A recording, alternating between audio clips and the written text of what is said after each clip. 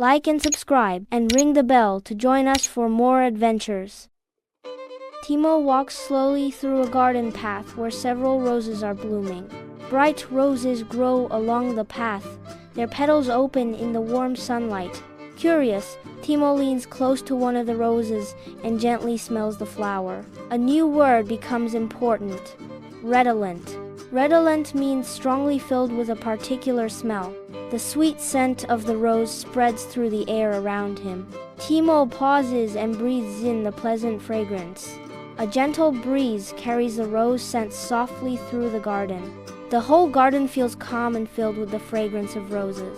Timo remembers that when something is redolent, it is filled with a strong scent, and noticing small details like smell helps him understand the world better on his journeys. For more cartoon stories and advanced English vocabulary, and to build the skills you need for exam success, visit vocabcartoons.com. Cartoons, quizzes, and games that help you learn fast. Start free.